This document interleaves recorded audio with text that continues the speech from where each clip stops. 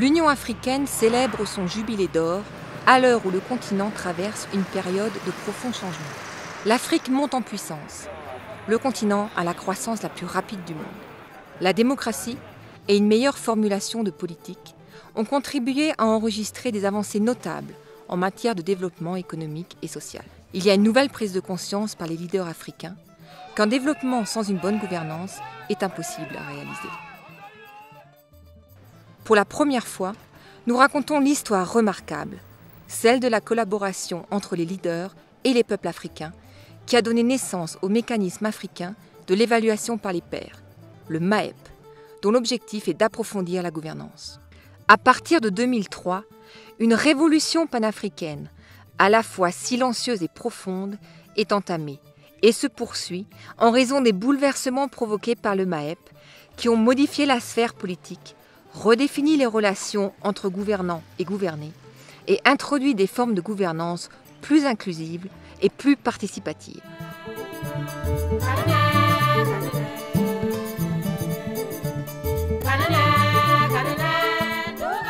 La nécessité d'établir le MAEP fut suscitée par la crise dont l'Afrique était en proie depuis le début des années 1990.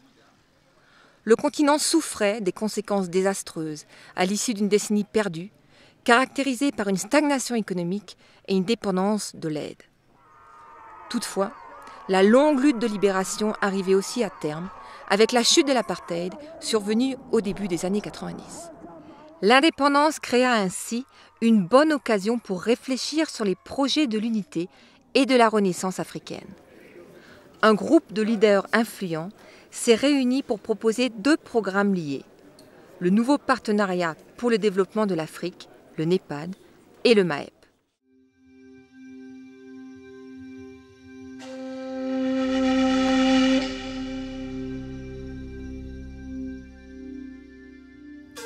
This has always been at the center of our thinking, of the African thinking, that we get rid of colonialism in order to achieve the renaissance of Africa. And when this was achieved in South Africa, it seemed clear to us that this then opened the way for the continent to focus on its next task. This next task of the continent was to attend to the matter of its development. I was chairman of Group of 77 plus China. President Thabo Mbeki was the chairman of Non-Aligned Movement. President Bouteflika was the chairman of OAU. So fortuitously, here were 3 of us, African leaders. Parce que Thabo Mbeki est revenu souvent sur ça tout à l'heure quand il est intervenu, pour dire voilà pourquoi les pionniers, les trois premiers Mohicans et les derniers des 3 Mohicans d'ailleurs, donc l'Afrique du Sud à travers Thabo Mbeki, le Nigeria à travers Obasanjo et l'Algérie à travers Bouteflika, ont conçu le système comme cela. There was a lot of talk about how to remove poverty, eliminate poverty in Africa. And the heads of state were aware, at least is how I saw it, that we had to liberate the continent against these evils, poverty, ignorance, and to try and catch up with the progress. We had to ask ourselves the question, to say, therefore, we need, in the first instance, a partnership among ourselves as Africans. Not only country to country, but also people to people. We need to build this partnership, but also so that we are able to act together as Africans. But also we need to act together as Africans relative to the rest of the world. There was a talk about governance and, for that matter, about good governance. It was not immediately clear what it was meant by these words, good governance. We believed that we would generate the atmosphere that would attract investments, both from within and from without. To do this, we subscribed to rule of law, of course, respecting the independence of the judiciary, respecting fundamental human rights, respecting the private sector as a necessary agency to partner the public sector in unleashing the wealth of Africa. We are taking our fortune in our hand. In the past, they used to tell us, do this, do it this way. This time, we want to say, this is our program, and that was what happened.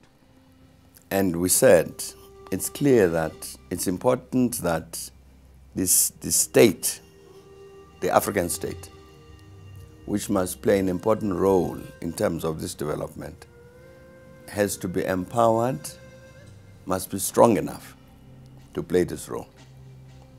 And therefore, we had to say, what is it that would characterize this capable African state? Hence, the peer review mechanism, to say, here are the benchmarks which we think would make for the kind of state we're talking about. And indeed, even beyond states, which would make for the kind of society that we need.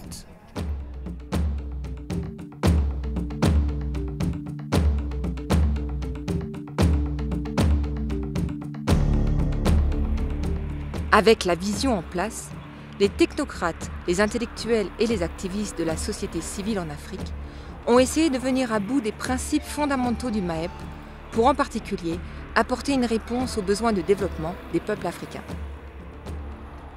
In the period preceding the APRM processes, we had a structural adjustment program which was introduced by the World Bank and IMF, if one were to say that.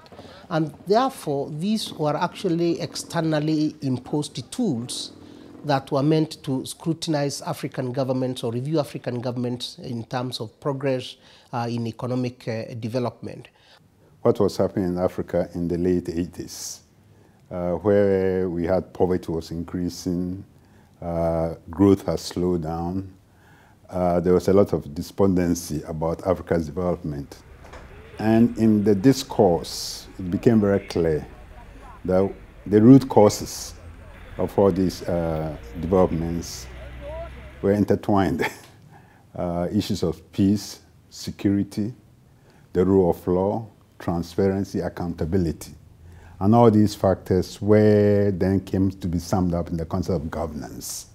The best thing for Africa in tackling governance is to be able to develop systems and processes that actually come from within Africa. And that's exactly what the APRM sought to do. It was constructed within Africa. It analyzed Africa's problems from the continent's perspective, and it said, we as Africans, and we, not just the leaders, but in fact society, are going to be active participants. At the same time also, we also felt that if Africans can hold themselves accountable, then we can tell our development partners that this whole issue of conditionality and all that, excessive intrusive conditionality, was not also consistent with the idea of ownership. Our commitment to do what is right cannot depend on the fulfillment of promises by the donor community. We should do what we can on our own.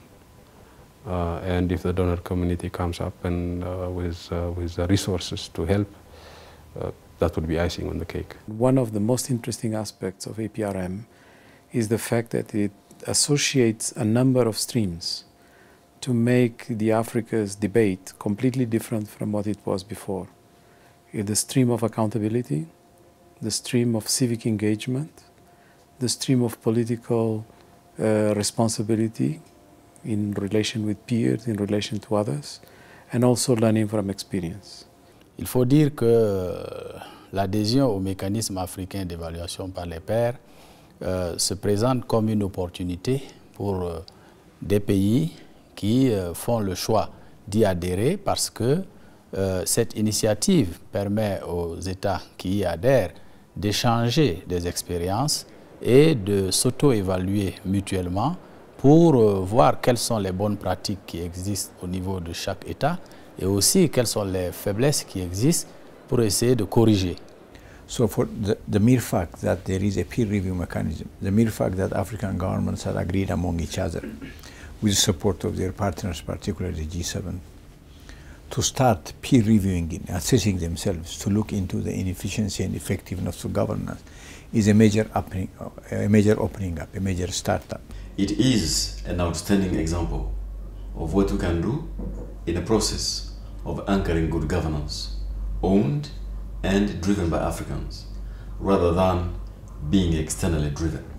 It is about minimizing investment risks, creating stability and trust.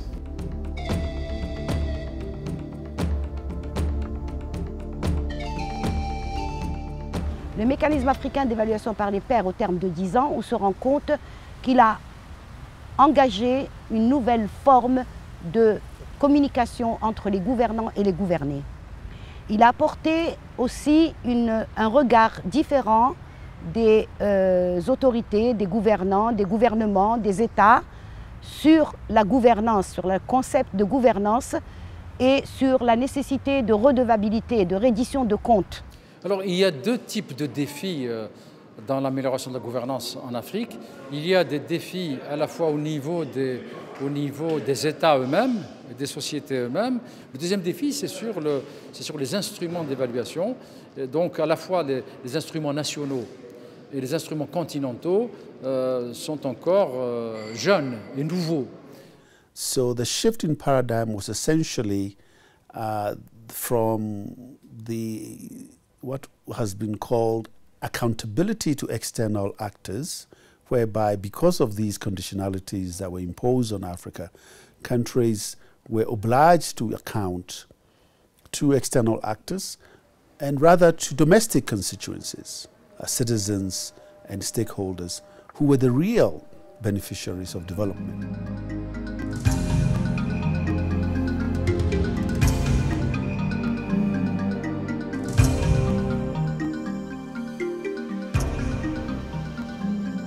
La structure du mécanisme commença à prendre forme.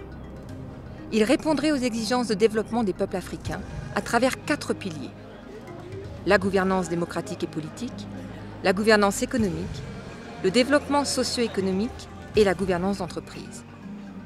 Pour chacun de ces piliers, les pays recevraient un appui des pairs, une évaluation par les pairs et une compréhension des pairs. Governance has been unpacked into those 4 components, those 4 pillars, under which the definitions have been further unpacked and indicators have been developed. So that we're not talking about governance in a very amorphous way, but we actually have very specific indicators that we're examining. The major highlight, first of all, is the commitment by heads of states to accept to be peer-reviewed in terms of governance.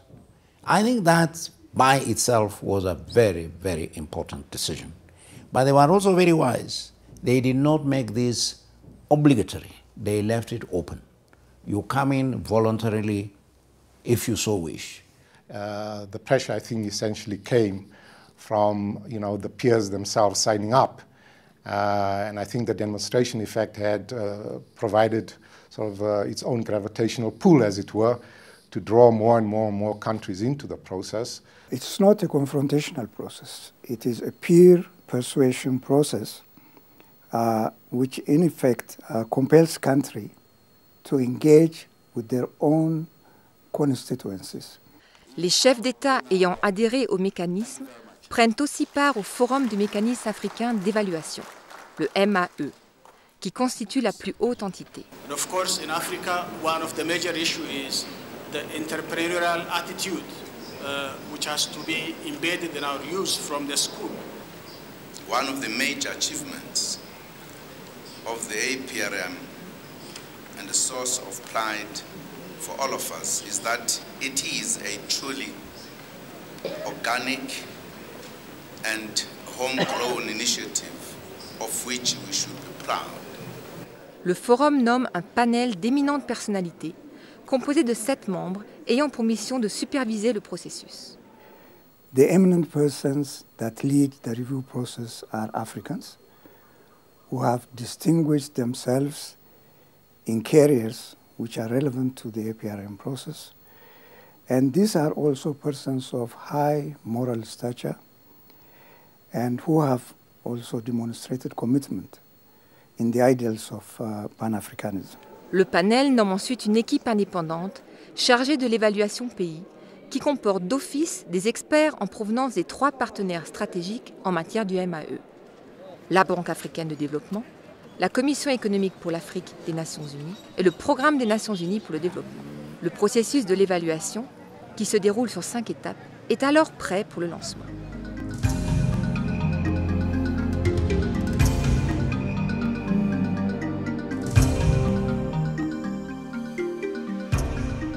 La première étape se rapporte à la préparation des documents de base, y compris les rapports d'auto-évaluation nationale et le programme national d'action. The most important aspect of the APRM is the national self-assessment process. This national self-assessment process has to be done through multi-stakeholder engagement. They are interviewed, they contribute to the scientific study that's being done. They also have the opportunity to validate the report that comes out, to agree or to disagree with it openly and transparently. That has happened in many countries in many instances. La deuxième étape s'intéresse à la mission d'évaluation nationale. When I first came into contact with the APRM was when South Africa was being reviewed, starting with the self-assessment of the country, of course, the creation of the structures. And we first had to deal with issues of understanding the role players within a society. And in our view, as Parliament, we had a very important role to play. Mais moi, j'ai retenu que quand il y a un regard extérieur, quand des experts viennent et ont la possibilité de rencontrer les populations, effectivement, elles ont la liberté de dire ce qu'elles pensent. Et cela a souvent été retenu, bien sûr, avec la participation de tous les parlementaires, aussi bien de la majorité que de l'opposition. Ce qui m'amène à me résumer pour dire que les recommandations, effectivement, sont des recommandations objectives, sans complaisance. We had traditional leaders, we had religious leaders, we had the governor of the state of Maiduguri, and we had children, women, all sectors of society. And we had an old man, and he came to one of our meetings, and he spoke in a very moving fashion. He said he has been to all of the founding meetings of the African Organization of African Unity, but this was the most important moment in his life, to meet as an ordinary person, not as a minister, not as a government official, but as an African with other Africans, to listen to the problems that they had. And then we will communicate that to President Yar'Adua in Abuja. Was the most moving, the most wise form of governing and Pan-Africanism spirit that he's ever witnessed.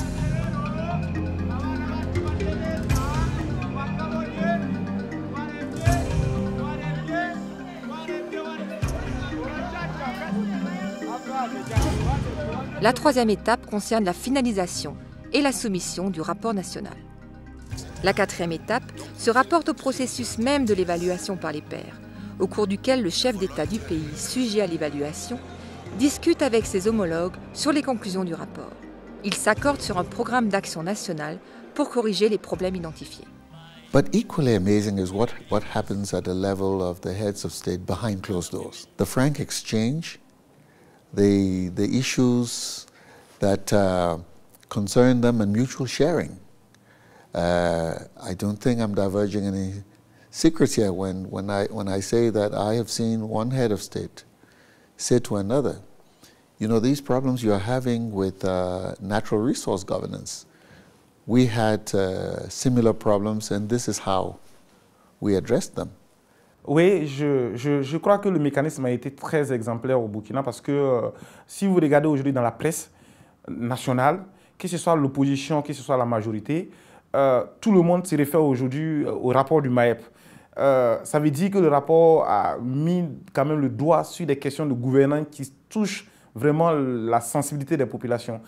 Case in point, if we look back to as far back as 2006, when the president of Kenya was asked around issues of gender equality, and thereafter he made a pronouncement that for all future appointments that at least 1/3 would need to be women. So we can see that already through the APRM process, there was that call that then the Kenya government heeded. And even just the developments that we have seen in our country, the development of Vision 2030 being highly put on the pillars of the APRM. I don't think it would have, I don't think without that peer review, we would have thought we are doing very well. Anyway, our constitution talks about this and that, we are doing very well. But we needed somebody, another African country, telling us, Kenya, here you are not doing well. We need to see much more of this. So for me, it is a very good platform. Au cours de la dernière étape, le rapport devient public et est proposé au niveau des principales institutions régionales, telles que le Parlement panafricain.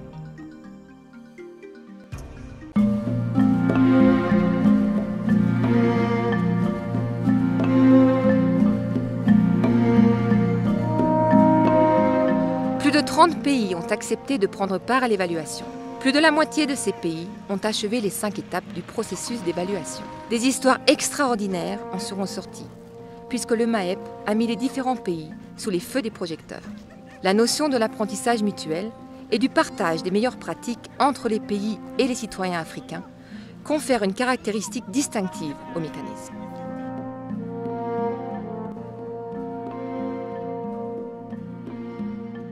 Au Mozambique, la guerre civile qui a duré presque 3 décennies a coûté la vie à environ 1 million de personnes. La fin de la guerre est survenue seulement à l'issue d'une série de négociations menées par des personnalités africaines connues, des groupes religieux et la communauté internationale. Le passage de la guerre à la paix au Mozambique a été retenu comme modèle de gestion et de cessation des conflits. I think the story of Mozambique is a story to be shared because it's a beautiful one. When we reached peace, what happened was, let's get on with the work of rebuilding the nation. So we engaged in a process called turning swords into plowshares, which was to invite the people who had got guns to bring them. The idea of this project was to melt the guns after we destroy, but Mozambique doesn't have a condition to melt this material, so we decided to transform, to put together the creativity of artists as a way of civic education or as a way of dissemination of peace culture. This is magazine for M3. This is part of AK-47. This is like very automatic weapon. This is the man of the mortar. And here I'm just using, this is the base of a big machine gun, and this is the mortar as part of this work. A gun is never meant to be in our hands. Can you imagine the way people waste time making a gun, thinking about the shape, the size, the weight, the color, an instrument to kill human beings? Le Kenya, la plus grande économie de l'Afrique de l'Est et un pays connu pour sa stabilité, a plongé dans la violence qui a éclaté suite aux élections présidentielles contestées de 2007.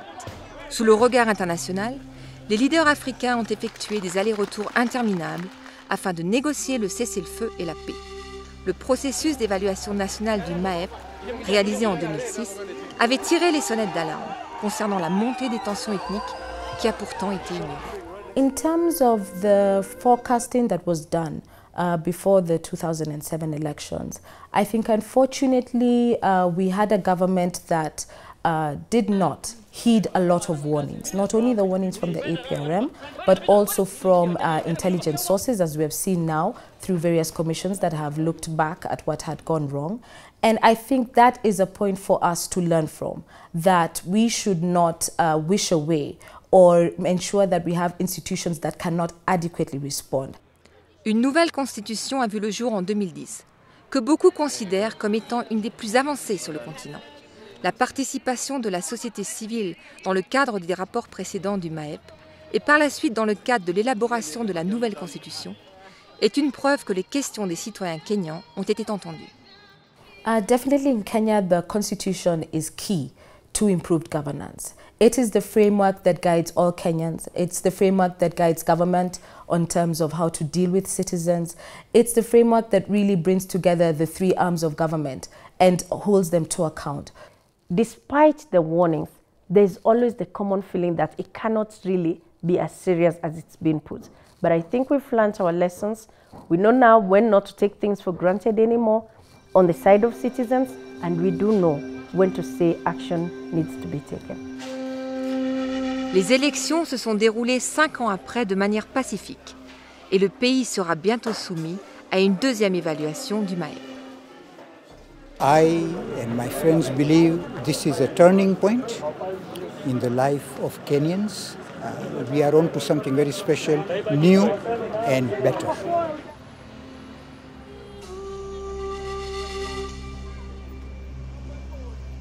La constitution sud-africaine de l'après-apartheid était conçue dans l'idée d'éliminer les inégalités et d'assurer à chacun des citoyens l'accès aux services à tous les niveaux de la société. Toutefois, la frustration causée par la lenteur dans la prestation des services et la distribution inégale des richesses s'est traduite par des attaques xénophobes. Another major issue coming out of our review is the whole issue of follow-up, given the recommendations that came up. So, for instance, around the issue of xenophobia, the report did flag the potential threats to governance in that respect. And I think if the agency with which the report had flagged that issue had been taken on board by the relevant authorities, what we saw happening in 2007, 2008 could have been avoided. There's a lot of people without water, electricity and housing. We'd like to see service delivery, sanitation, we'd like to see better education, a health sector. The opinion that communities around the country, through sometimes violent and certainly active protests, seems to be expressing is that they're not satisfied with the pace of the provision of service delivery in the country. So I think that service delivery continues to be something that is provided for within the Constitution, which is a very progressive Constitution. But I think we as South Africans today continue to grapple with the challenge of how to actualize the Constitution, to make the Constitution a living document that is experienced by South Africans on a daily basis.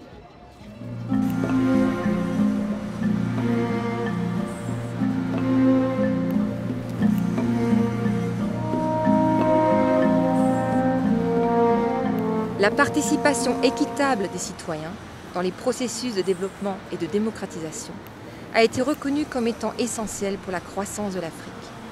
En 1994, les tentatives d'élimination des membres de la communauté Tutsi et les Hutus modérés se sont soldées par les horreurs du génocide rwandais. Le Rwanda s'en est remis de manière remarquable et s'est fixé l'objectif de se reconstruire sur un modèle qui garantira la participation et la représentation de tout un chacun. De nos jours, le Rwanda compte le nombre le plus élevé de femmes parlementaires au monde, avec des systèmes qui assurent la participation des femmes à tous les niveaux des instances de prise de décision. We have the highest number of women represented in parliament. Our laws here prohibit us from giving people work or responsibility without ensuring gender representation, because 30% in every decision, in every decision-making organ at any level in the country, from the lowest to highest, has to have minimum of 30% women representation. And this is followed like it's the law, it's like the Bible. There's also a high number of women leaders in government, PSs, ministers. That already is a huge thing. You see that it's not just men, it's women as well. It's, I don't know, it's encouraging, it's inspiring. you feel represented in government. Mbona ari byiza kuko n'abandi bagore nyine baba bumva bashyigikiwe na bagenzi babo ubu nta kibazo bakigira cyane nk'ibyo bahoranye kera. Rwanda, like many other countries, is a patriarchal kind of system where the men dominate. And so even when we try to include all this in the laws and policies, to put it, into action, we still have gaps.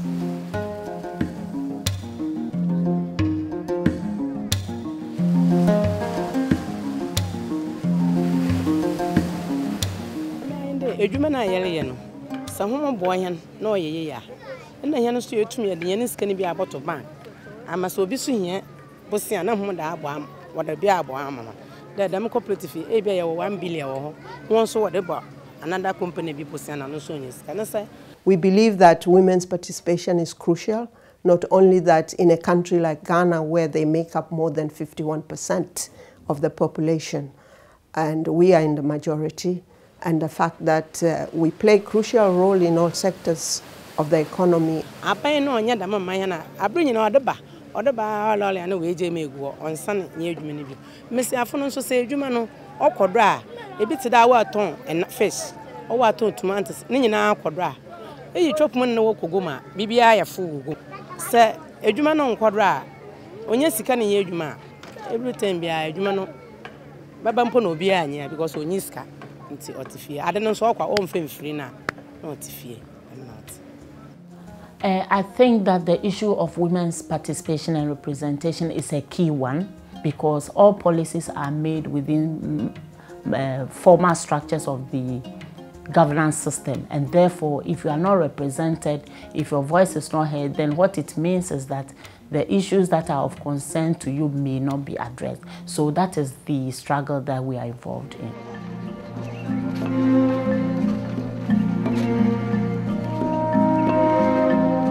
Au Ghana, au Burkina Faso et au Rwanda, les systèmes traditionnels de gouvernance et de résolution des conflits ont été adaptés afin d'assister les gouvernements dans la résolution des conflits au niveau local. Rwanda's Gitarama prison in the capital Kigali has achieved world notoriety because of the conditions inmates are forced to live in. It is one of 13 in the country, which now holds the world record for prison overcrowding. We realized 3 years down the road that it was going to take probably 300 years to run through the bulk of cases we had. And so how are you going to tell Rwandans, genocide survivors, or the Rwandans who are in prison, that they are going to wait for 300 years, or call it 100 years if you like, before they get justice? So that's when Gacaca, a traditional Rwandan judicial system that existed even before the colonialists, was pulled back from our history, brought to our present, where people of integrity would sit down, listen to a problem, and take out punishment. But at the end of it, the whole message was punish the culprit, but reconcile the culprit with the victim. That was the philosophy behind Gacaca. Our judicial reforms have enabled us to introduce what we call mediation committees in our laws, who work almost in the same way as Gacaca. They're elected by the population for a 5-year mandate. The responsibility is to judge certain cases, both civil and criminal, that are provided for by the law. Other countries can learn from this. They can practice it. Ah oui, vous savez que ici au Burkina, bien avant les administrations modernes, bien avant les administrations coloniales, il y avait chez nous une forme d'administration basée sur la monarchie coutumière. Je prends par exemple une valeur très importante au Burkina Faso, c'est la parenté à plaisanterie. Ça fait que plusieurs peuples ritualisent en quelque sorte ce qui pourrait être un peu identifié à des conflits, mais sous forme de plaisanterie. Donc ça fait que vous ne pouvez pas aller jusqu'au bout, j'allais dire, d'une adversité, parce que quelque part, même si entre vous et moi, il n'y a pas cette parenté à plaisanterie, il y a peut-être cette parenté qui est établie entre vous et une autre communauté qui pourrait donc intervenir comme, j'allais dire, un arbitre.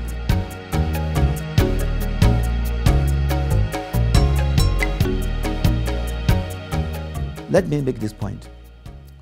Chieftaincy in Ghana is so deep-rooted. I mean, it's deeply entrenched. It is a very elaborate institution in the sense that there is no village in Ghana that you will not find a chief, starting from the capital town Accra down to the most rural village. Traditionally, the duty of a chief is to mobilize the youth of the community towards development projects. We do it this way. We have sub-chiefs. Sub-chief will meet with the youth of his area and plan the essential needs of developmental projects. We have gone quite far in sending the APRM message to the people by establishing the district oversight committees all over the 170 administrative districts of Ghana.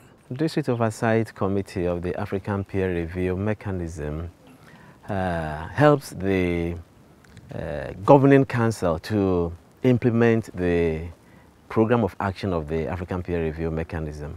We are on the ground. We are the chain between the Governing Council and the grassroots. You are welcome to APRM Community Co-Store. It's a building that was actually put up by the District Assembly under the Social Investment Fund, Urban 2 Poverty Reduction Strategy of the government. This machine was installed in January to produce ice for the people of APRM. Hitherto they buy ice from Accra and Elmina to use in storing their fish from sea. And they saw the need that they could also help in other way in order to improve on the economic empowerment of all the people within the area, improving their living standards, giving them ready market also for their produce, and also helping them to take care of their basic health. La santé et la prestation de soins de qualité aux citoyens restent un des défis les plus importants des gouvernements, à travers tout le continent. Au Mozambique, le gouvernement a été applaudi pour ses succès en matière de prévention et de contrôle du VIH-Sida. Plus au nord, de retour au Rwanda, la vision 2020 s'est fixé des objectifs ambitieux en matière de soins de santé. Grâce à leurs efforts de déploiement des services de santé et d'éducation primaire au niveau des localités à travers tout le pays, le Mozambique et le Rwanda ont prouvé qu'avec une planification et des systèmes appropriés, il est possible d'atteindre les objectifs de développement. Our role is to enhance citizen satisfaction or to enhance better service delivery to the people. People will tell you that in terms of service decentralization, over 90%, 96% of what they need is being accessed at sector, cell, and village level. Rwanda has been able to put in place policies and strategies that make it possible to see that the maternal mortality rates and infant mortality rates go down.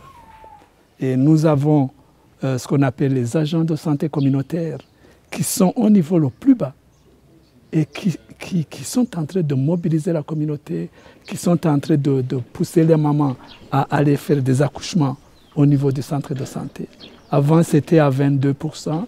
Actuellement, on est à 70% des accouchements au niveau des formations sanitaires. Pour augmenter le nombre d'accès aux services de santé, et lorsqu'on a commencé avec la mutuelle de santé, avec 1 000 francs par personne, aujourd'hui c'est 3 000, parce que quand même les frais coûtent cher. La population a vu que c'était le seul moyen de pouvoir se soigner sans payer beaucoup.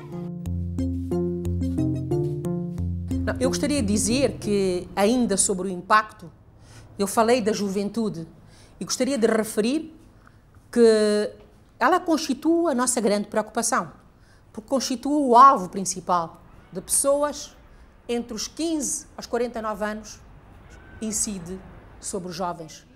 E na juventude incide mais na jovem rapariga. Nós temos cerca de 11,5% em relação à rapariga e 3,7% em relação aos rapazes jovens.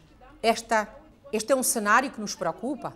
Sou Elis Antônio Maísa, sou daqui em Maputo, tenho 26 anos, tenho 2 filhas. Comecei a fazer o tratamento no DRIM em 99, que já tenho 13 anos a fazer o tratamento. Mudou, porque quando fui para o DRIM, fui lá já em 2002, tive lá um aconselhamento. Quando mandou para lá o padre, comecei já em Benfica. Fui ter o aconselhamento com Roque, tive o aconselhamento e comecei a fazer o tratamento de gravidez e bebê ao mesmo tempo. E lá tive palestra, fui aprendendo. Passou 2 anos, a doutora Diana me convidou para ser ativista do DRIM. Comecei lá também a aprender, fazer palestra e a dar aconselhamento também às pessoas. Temos que fazer o tratamento dos bebês, temos que fazer durante a gravidez, temos que fazer o tratamento Um dos grandes sucessos do nosso programa tem a ver com o facto de nós termos acreditado que a descentralização da resposta era o melhor caminho para moçambicanizar a resposta ao HIV-Sida. Eu penso que este foi um dos sucessos que nós conseguimos atingir. Mas antes desse, eu penso que Moçambique teve o privilégio de ter uma liderança política aos vários níveis. Decidi porque vi que era importante porque eles vão transmitindo mais pessoas, dar informação a outras pessoas que não têm conhecimento. Quase decidi assim que podia dar, assim.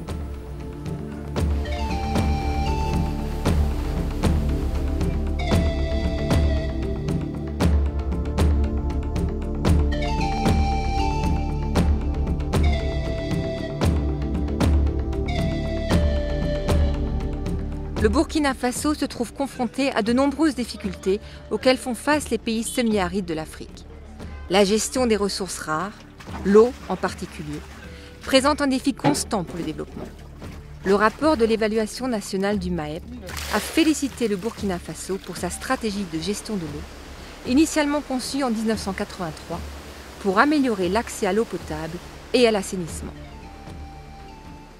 Il faut dire qu'ici au Burkina, on se situe dans un contexte où véritablement la ressource eau est rare. Nous sommes un pays sahélien, un pays enclavé et qui est vulnérable aux fluctuations climatiques. Et ce barrage justement sert à l'approvisionnement en eau potable de la ville de Ouagadougou et c'est l'ONEA qui est en charge de cet approvisionnement en eau potable-là. Il faut dire que ces performances sont le fruit d'une volonté politique affirmée des autorités politiques dans le cadre de la réforme entreprise, comme je vous le disais, dans les années 1994. Et la réforme a voulu transformer l'entreprise pour qu'elle réponde à sa mission de prestataire du service public d'eau.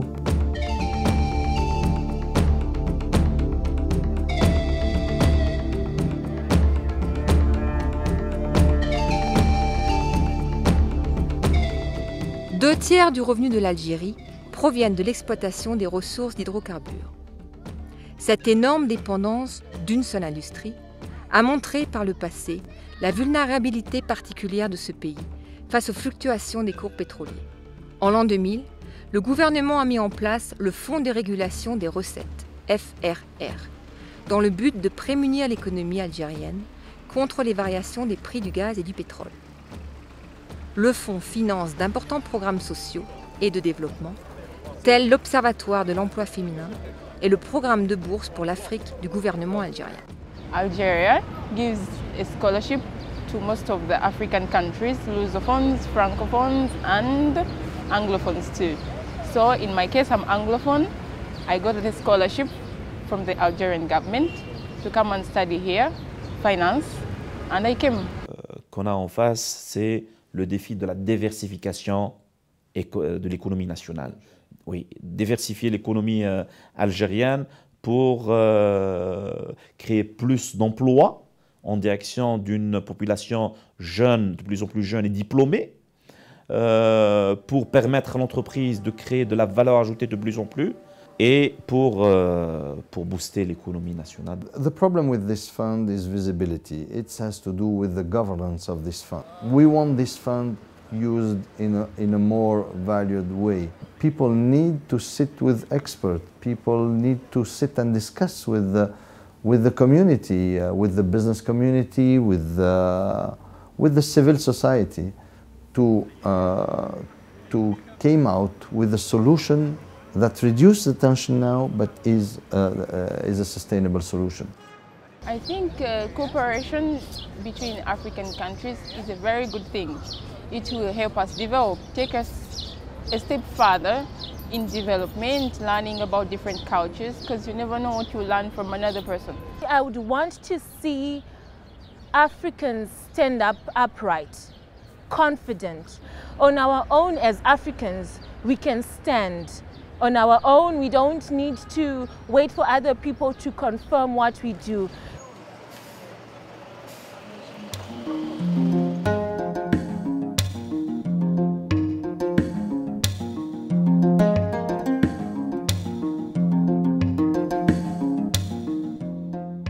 Un grand nombre d'Africains n'ont aucune connaissance du MAEP. Le financement des opérations, les capacités institutionnelles et les difficultés liées à la mise en œuvre continuent d'affecter le fonctionnement du MAEP. We want to review the review globally. 10 years we have carried out this task. What have we achieved in those 10 years? Where have we gone? African member states have to be honest with themselves that the peer review, okay, it's fine. We know the gap is the first step. We accept to review ourselves and we close the door and we see what is good and what is bad. I want private sector element to now be brought in strongly in the formulation of the APR itself. Is just the idea of knowing that the community that you want to see benefit are really sensitized enough to understand what we are doing and really buy in, become your own real partners. Give them the ownership. I think the biggest threat to the mechanism, in my mind, is the institutional and organizational frameworks that guide the mechanism as a continent. They ought to be strengthened, they ought to be improved, and in some ways they ought to be even reformed to make it more friendly in terms of efficiency.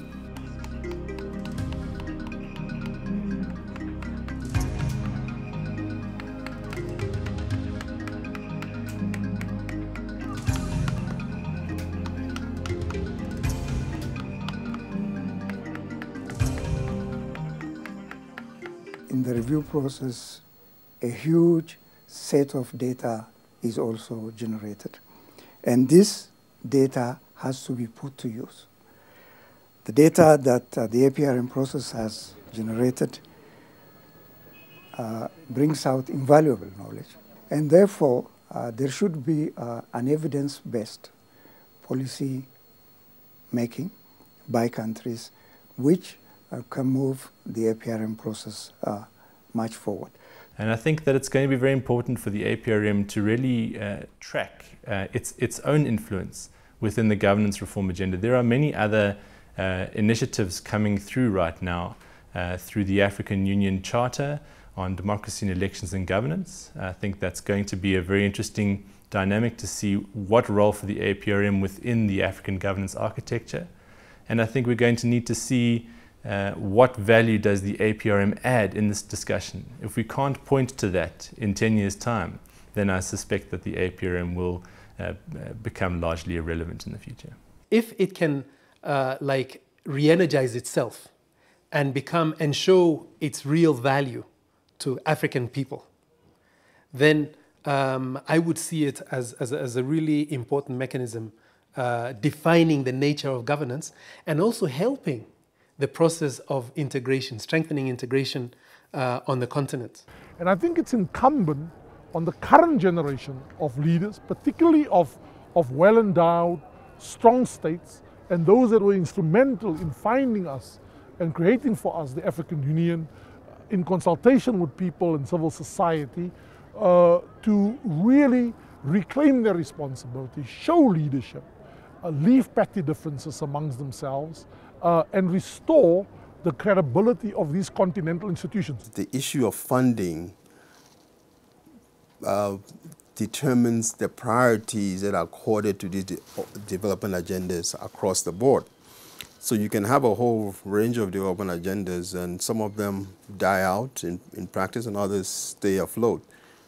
And unfortunately, money is one of the factors that contributes to this process.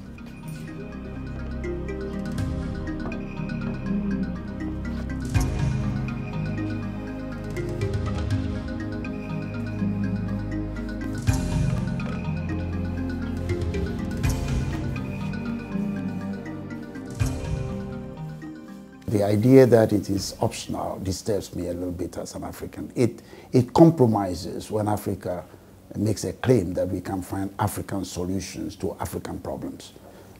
Because what does it say about why it is voluntary? I would like that discussion opened up. What are the reasons for this voluntarism? Because then I think it tones down the thrust of the APRM, and we are leaving too many African problems unresolved. Well, I think that is a passing phenomenon. You know, we are now at 31 countries in Africa. That's above half. When you get to 40, then those who are not part of the process will start looking as if there's something wrong with them. And maybe there is, but let's get to that point. I'm not worried about those who are staying out. I'm worried about those who are on the boat, and I'm hoping that they get what they came for. My call as an African scholar has been a moratorium on ending norm setting, on producing new policies, new treaties, new conventions, and focus and use all of the resources to implement these policies. So the message has to be implementing the APRM reports based on that. Repeatedly, APRM reports have flagged the issue of electoral systems design. But time and again, countries go back to use the same system where then elections are disputed. And if they had taken on board the recommendations coming out of the APRM on an issue such as electoral systems in place, they would have started electoral reforms. And we think there is need for collective pressure that will make those who are supposed to undertake those reforms to do so. The APRM understandably highlighted the moment when the peers, that is the presidents, reviewed one another. You know, but this is a bit like making the highlight of a menu the point where the chef goes and buys all the ingredients and tells you writes down what the ingredients are and how they're going to prepare it. The food has not yet been cooked. Yes? The highlight of the APRM should be the completion of the National Program of Action, because that is what is important.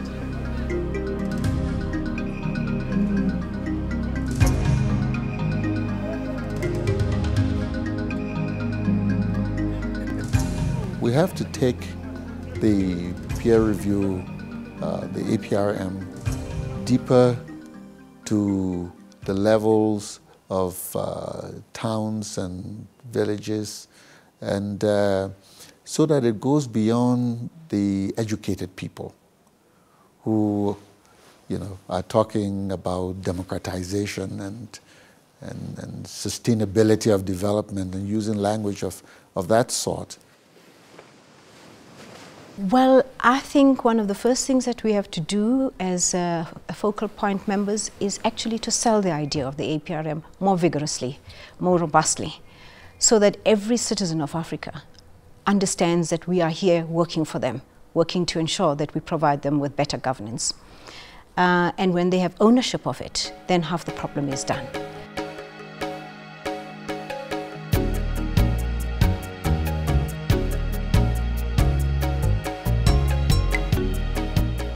Les 10 premières années du MAEP ont enregistré un progrès sans précédent en matière de gouvernance. Le MAEP a été reconnu comme étant un outil de transformation puissant qui, toutefois, reste largement méconnu des populations africaines, nécessite davantage de ressources et doit se conformer aux recommandations. Le défi des 10 prochaines années consiste à consolider les réussites à partager les acquis et à rendre le MAEP plus efficace pour que chaque Africain puisse en tirer profit. Donc c'est vraiment un outil qui appartient aux Africains. Il est fait par des Africains. Il concerne des Africains. Je crois que c'est une conquête des Africains. C'est le reflet de la conscience autocritique des populations africaines. Et je crois que si les pères fondateurs de l'Afrique ont rêvé d'une Afrique, c'est celle-là, d'une Afrique démocratique, d'une Afrique pour tout le monde, d'une Afrique juste, d'une Afrique riche, d'une Afrique sublime, d'une Afrique où les Africains prennent en main leur destinée. Well, I think the founding fathers, they had an agenda, they had a vision for this continent, and I think we have moved. Let me not say that we have moved quite far, and I would want to see us move in a much faster pace, because 50 years is a long time where we should have seen this Pan-Africanism everywhere in Africa. But it has not happened, but I think we are going to get there. In fact, I think it's the most effective instrument for our Pan-African integration. If we are thinking about democracy, we're thinking about democratic governance, and we are thinking about integration to the extent that we'll be able to close our gaps and learn more about ourselves. I think it's the APRM, that is the instrument that fosters it. The last 10 years have seen a dramatic turnaround in Africa's economic fortunes. We must now emphasize quality of growth and sustainability. Policies of inclusive development, of which there are already many best practices. These are central. Learning from our own experiences, comparing notes, and taking corrective measures in the whole policy arena is what the APRM is all about. Comment en fait travailler plus groupé, plus condensé, plus effet de synthèse, plus accélération du processus, avec pratiquement les mêmes moyens et peut-être avec moins de moyens. Parce que les ressources, elles sont là, réparties à travers tout le territoire de l'Afrique. Et même au-delà de l'Afrique, dans notre diaspora. The African peer review system should not be treated as incidental. That you do everything else, and when you've done whatever, in your spare time, you say, well, what about the African peer review? I think it has to be integral. It has to be integral to everything that we do every day. Now, we have made tremendous progress. And what do we need to do? We need to do more of the good things that we have done. And we need to make sure that when these good things are done, they are done for a purpose. And what is the purpose? To make Africa a continent that will be regarded as one that is making life better for all its people.